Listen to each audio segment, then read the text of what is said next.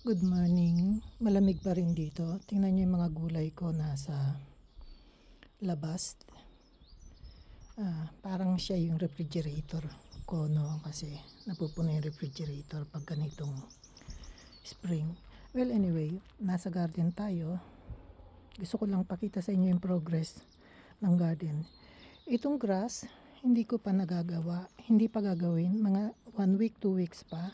I-verticulate yan, ibig sabihin, i-air yung part na medyo dilaw, tatanggalin yun, mga moss yun. Tapos yung green grass. Pero hindi lahat ng green grass, karamihan dyan moss. No? Updates lang ng garden kung anong ginawa nung hardinero last week. Papakita ko lang sa inyo at saka yung mga ginawa ko. So, hindi pa tayo tapos dito. Nag-umpisa pa lang ako kasi malamig eh. Kahapon, ang dilim-dilim, napaka-foggy. Kaya hindi ako makalabas. Ito ang time na gustong-gusto ko nasa garden ako kasi naglilinis na ako. Ito yung best part, maliban pag summer, pag puro bulaklak na, tsaka puro bunga, tsaka harvest season. Gustong-gusto kong gawin to, yung ayusin ko yung garden, lilinisin ko, mag-aamenda ako ng lupa, tatapusin ko. Ito na yung mga nagawa ko. Tinanggal ko na lahat ng nakatanim dyan, tapos yung lupa, i-amend ko.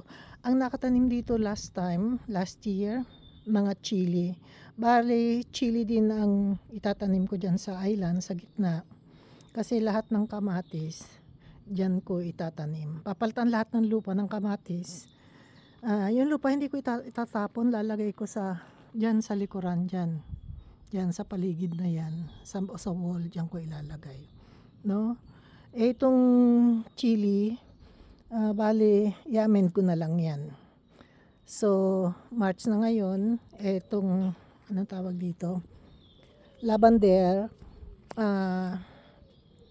ipuprune na yan. Kakat ko, yung iba, itatanim ko, yung iba, hindi ko na kailangan. So, ito na yung mga nalinis niya, pero hindi pa rin talagang malinis na malinis, lilinisin ko pa rin. Tapos yung mga pangalan niyan, yung mga weeds na yan, ako na magtatanggal niyan. Yung host ang nakatanim dito, tinanggal ko, inilipat ko doon sa likod. So, itong rose na to, hindi ko alam kung papalitan ko o dadagdagan ko. Kasi simula nang tinanim ko to, ito yung Madam Pompadour, ang kunat magmulaklak, pero ang bulaklak niya napakarami ng petals. Nag-iisa lang yan, walang kasama. Isubukan ko kayang yan, i-clone. Ibig sabihin, itatanim ko pag pinutol ko. No? So, ayan yung mga dilaw dyan sa grass na yan. Yan yung mga moss, kailangan matanggal yan. No? So, mag-iikot lang tayo. Hindi pa ako nag-fertilizer ng rhododendron, gagawin ko siguro mamayang hapon. Pero yung mga roses lahat nalagyan ko na ng fertilizer.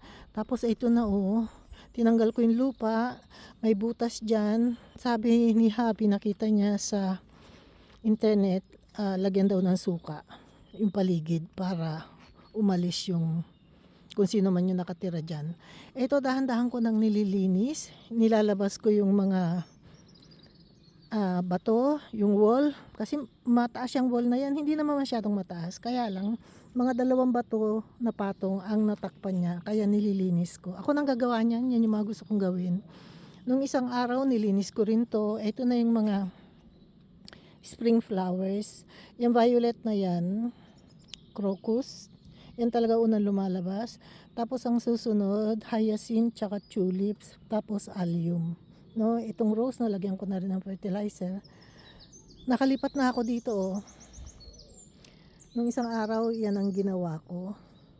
Nilagyan ko na rin siya ng fertilizer. Pero itong part na to hindi ko pa nalinis. Ito lilinisin ko pa. Dito lang muna ako sa baba. Nakita nyo, 2 patong ang natabunan ng lupa. Gusto kong ilabas yan. Gusto kong ipakita na marami pang bato sa ilalim niyan. I mean yung wall. So, dyan pa lang ako, ganyan pa lang kalinis yung ginagawa ko. Ang dami ko pang gagawin. Ito na nalinis ko na siya, nataniman ko na siya. Lalagyan ko siguro siya ng mulch. Lilipat ako dyan sa kabila mamayang hapon. Kasi may araw talaga. Kaya masarap magtrabaho sa garden. Ayan yung mga crocus, so tapos na. Kasi 2 days ago nung nandito ako naglilinis, sobrang sikat ng araw, mabot ng 16, 17. Ngayon 2 degrees lang, pati yung rose, may mga shoots na. I mean, tumutubo na siya, no? So, ayan, may pala pa ako, nandiyan pa yung rake ko. Nagtatanim ako pa unti-unti, nililipat ko yung mga ibang halaman. Tapos ito na yung apple tree.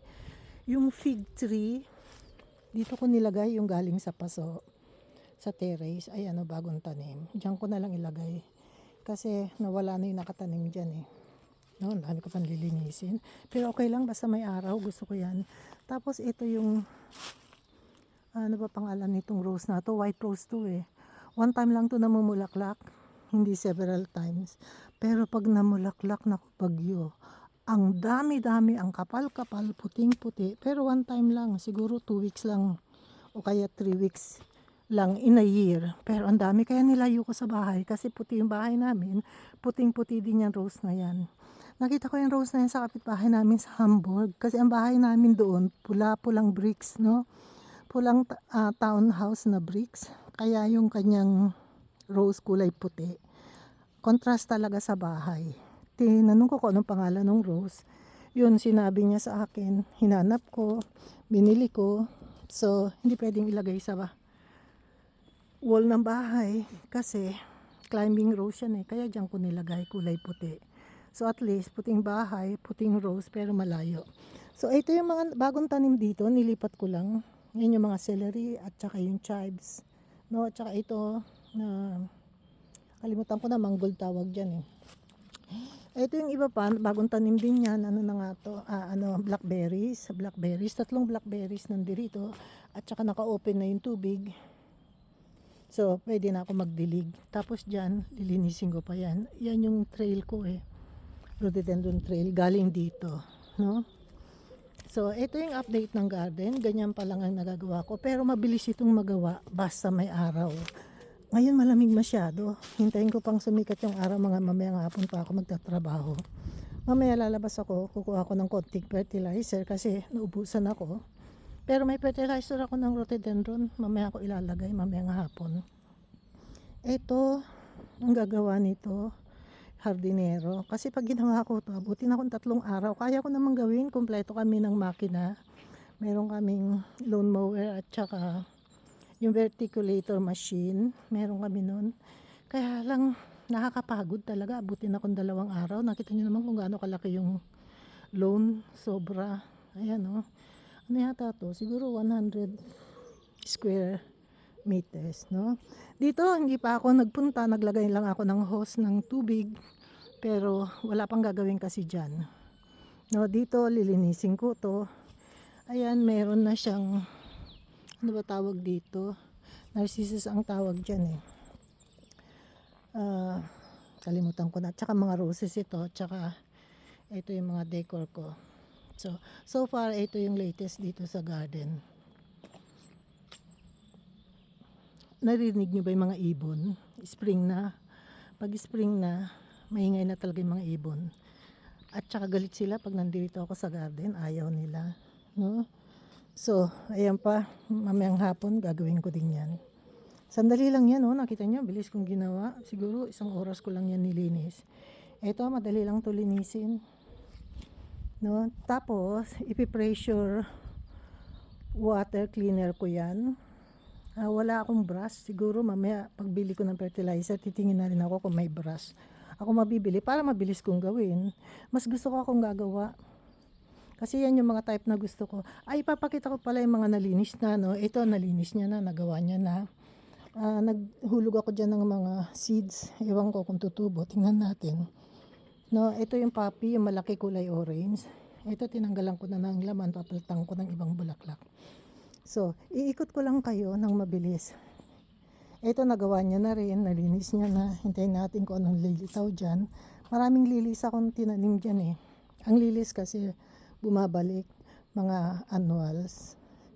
Ito, nalinis niya na. Ito yung euphorbia, ang kulay yellow. Ito mga roses. Magtatanim pa ako ng roses kasi marami pa akong roses na tinanim eh. Ito na itsura nung nagawa. Ito, nilalagyan ko siya ng karton laban sa weeds. No, dadamihan ko pa, kulang pa yung karton na yan, lalagyan pa yun ng mga bato para hindi masira hindi lumipad yung karton. So ito na yung nagawa, na-prune na yung apples, ayan o, natanggal na yung mga bambus na nakakalat dyan. So ganito na ang itsura ng garden pag spring, pag nalinis na. Ayan yung mga nakapasong yan, roses yan, yung tinanim ko last year. Nung tumubo na, pwede na ilipat sa lupa. Ito yung grapes, ito yung white rose. Mga roses, ground cover na roses na katanim dyan. At saka ito yung anemone or anemone. At saka mga peonies. So, ito na siya. Ito na, nalinis na talaga. Alam nyo, pag akong gumawa niyan, siguro isang buwan kong gagawin. Nakakapagod, masyado malaking garden. Ito, tinatanim ko yan galing sa mga na-prune kong roses. Tinatanim ko sa paso, tapos after 1 year, isang summer after 1 year tumubo, nililipat ko sa lupa. Kaya hindi na ako gaano bumibili ng roses. Hindi ko pa siya nadiligan. Ayun, bagong tanim yan eh. So ayan yung fig tree, yung persimmon, at saka green grapes, at saka blue grapes. So ito na siya. Ayan, may tubig na, may hose na. Ano pa ba tinanim ko dyan? Hindi ko na alam kung ano yung mga tinanim ko. Maraming bago nakatanim dyan eh. Ito na yung yellow rose, solero yata ito. Tsaka ito yung apple tree, bago yan. Third summer niya yata to o second summer. Ano yan, cox pipin. Tsaka ito tatanggalin yan, gigibain. Yung mga lupa ikakalat dito sa garden. Ito yung bagong tanim na fig tree. Ayan o. Di ko muna tinatanggal kasi yung etiketa, yung ID niya, para makita ko kung anong klaseng fig tree yan, kasi iba-ibang klase. Ito yung white currant. Ito yung tinanim ko, tumubo kasi nagbabaon ako dito sa garden sa harap ng mga compost galing sa kusina, garden waste. Kung hindi ito peach tree, sigurado nectarine. So ayan, bagong lipat, kinuha ko sa likod. Ano to, blueberries, hindi, ano ba yan, blackberries. Ito currant, at saka ito tinabas niya, sana hindi niya ito binawasan iisa na nga lang ang malaki kong blueberries, kasi yung karamihan ng blueberries ko, dalawang malalaki nasa likod, hindi na naarawan, kaya ito na lang namumunga ng marami. So ito yung fig street binawasan niya rin. Ito yung maraming mamungang ano ba pangalan nito, himbeer ang tawag nito sa German raspberries, blue o kaya dark raspberries. Ito yung currant, at saka ito yung Asian pear. Ayan ang dami niyang buds, dami niyang bulaklak. Binawasan niya rin, trinim niya. Okay lang sa akin, at least alam niya yung ginagawa niya. Kasi ako hindi ko kayang magputol dahil sama-sama loob ko pag naputulan. Ito yung wild plum, second summer niya ngayon, tinanim ko. Ang lungkot-lungkot niyan nung nakita ko sa garden center. Tahimik niya, mag-isa lang siya. So sabi ko, sige, bibiling kita, alagaan kita, palalaking kita. Ito, ang laki niya na, nung binili ko, ganyan lang siya kataas. Second summer niya ngayon. So ayan na yung garden, ganyan na siya kalinis. Alam niyo, pagpasok ng April, May, June, ang ganda na nito, lalo June. June ang pinakamagandang season kasi rose garden to Lahat ng nakatanim dito, karamihan roses. Lahat ng kulay ng roses, yellow, pink, fuchsia, white. Yung blue nasa likuran red, peach, lahat ng kulay ng roses na mabibili ko, makikita ko, mayroon ako dito sa garden. Kaya pagdating ng June, ang ganda-ganda nito. Rose garden ang tawag ko dito. Actually, mini rose garden. Naku, mahaba na. Pinapakita ko lang sa inyo na nilinis niya na at nadiligan ko na rin. Etong mga lavender na nakatanim dito, ako na nagtanim niyan, hindi ko yan binili. Kinuha ko lang sa mother plant ko. Ayan So, mga roses lahat yan. Ewan ko kung ilang roses yan.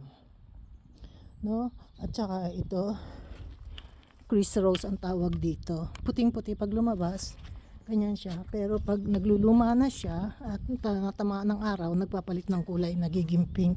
No, siya yung unang flower na lumalabas pag katapos ng winter. So, ito na yung garden. Malinis na, naghihintay na lang ng mainit na araw pag lumabas na yung araw, tsaka maglalabasan yung mga roses at tsaka spring flowers.